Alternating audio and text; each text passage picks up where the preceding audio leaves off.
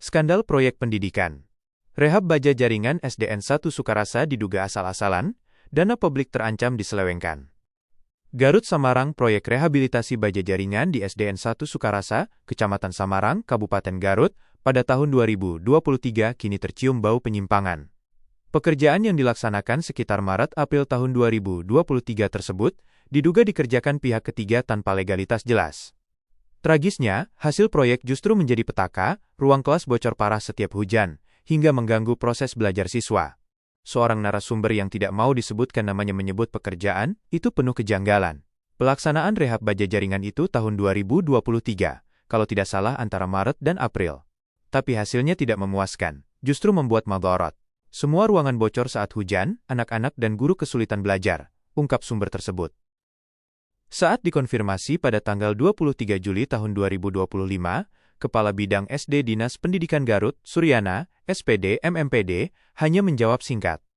Terima kasih informasinya, akan saya cek dan nanti saya sampaikan terkait pihak ketiga dan anggarannya, ujarnya. Namun, hingga berita ini ditayangkan, tak ada klarifikasi resmi terkait siapa kontraktor pelaksana, berapa nilai anggaran, dan mengapa pekerjaan dibiarkan asal-asalan. Dugaan pelanggaran hukum. Proyek ini diduga berpotensi melanggar berbagai aturan. 1. Undang-Undang Nomor 2 Tahun 2017 tentang Jasa Konstruksi, yang mensyaratkan kontraktor harus memiliki legalitas.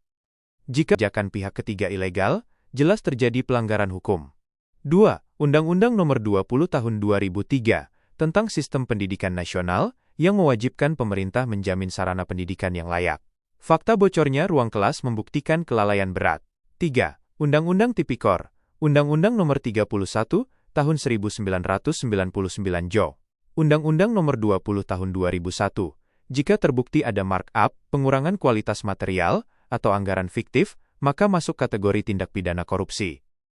Ancaman hukuman berat, bila terbukti ada penyalahgunaan wewenang atau penggelapan dana, maka pelaku bisa dijerat, Pasal 3 UU Tipikor yang berbunyi.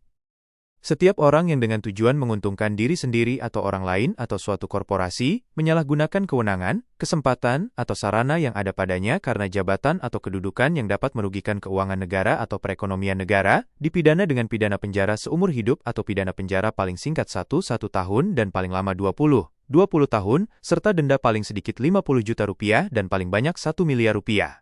Ketiadaan transparansi terkait proyek ini memperkuat dugaan adanya korupsi berjamaah.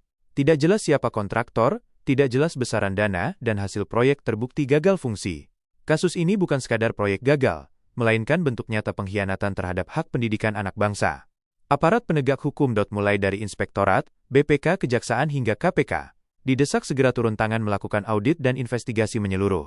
Jika dibiarkan, proyek pendidikan akan terus menjadi ladang bancakan oknum, dengan sekolah dan siswa sebagai korban.